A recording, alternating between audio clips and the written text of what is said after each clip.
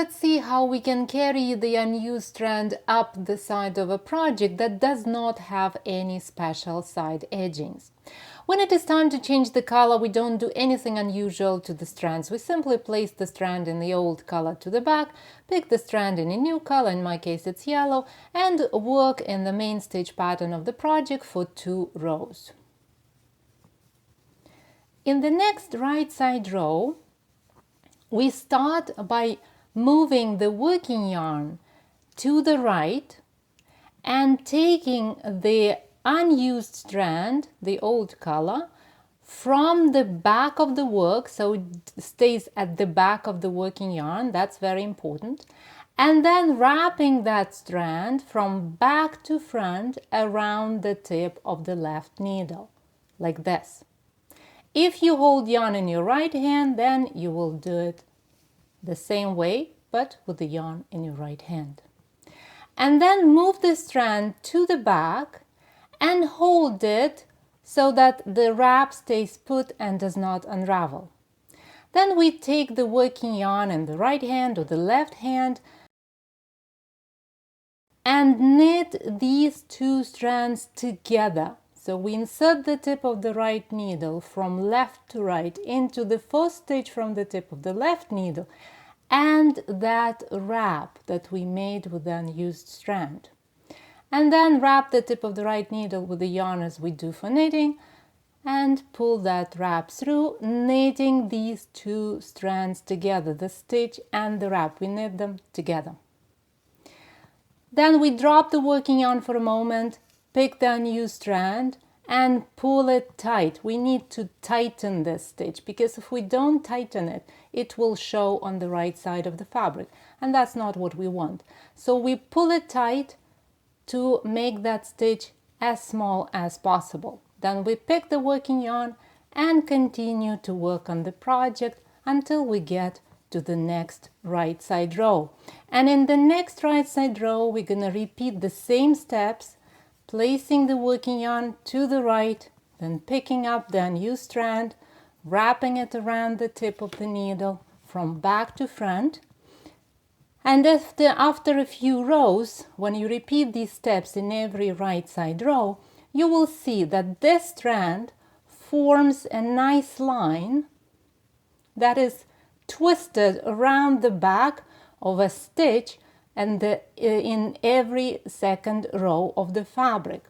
And what happens? This line stays at the back. It does not show at the front of the fabric at all. And because it's twisted around the stitch, it does not interfere with the stretch of the fabric. See, when I stretch this swatch, it stretches equally well here where the strand is hidden, as well as this edge where there is no strand at all. When we want to apply this method to a project that is treated with a nice side edgings like this swatch over here, we run into a problem. If we wrap the unused strand right away at the first stitch, then the strand will run right at the very edge of this beautiful side edging, absolutely ruining it. And that's not what we want for our project. So we're gonna be a little bit proactive here. We start the right side row, the first right side row that happens after we already changed the color. See, I worked for 2 rows over here. So we start by working the stitches of the edging. In my case, it's a slim I-cord edging, so I'm gonna knit 3 stitches, the first 3 stitches of the row.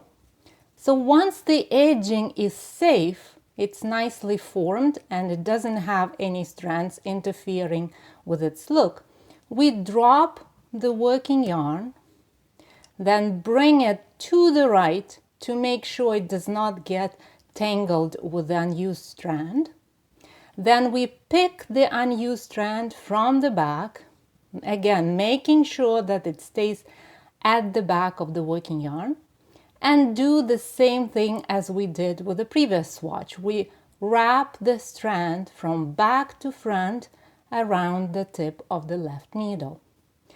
Then we hold this strand so that the wrap stays put and take the working yarn and knit these two strands together, the stitch and the wrap. We knit them together.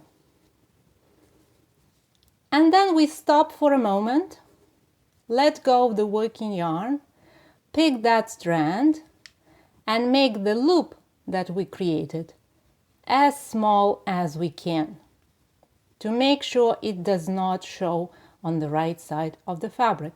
Then let go of the unused strand, pick the working yarn and continue to work on your project. And repeat these same steps in every right side row. So I'm gonna slip the last stitches because this is how the slim I-cord edging works, and I'll show you what we've got. See, when I carried the strand this way, the strand is hidden right next to the edging, and the edging is not ruined in any way. It looks nice and neat, and the strand is still hidden there in the project, and it is also stretchy and nice, and we don't have any additional yarn tails to weave in later on. If you find this tutorial helpful, please subscribe to my channel and click the bell icon to be notified every time I publish a new video. Happy knitting, my friend. I'll talk to you in the next tutorial.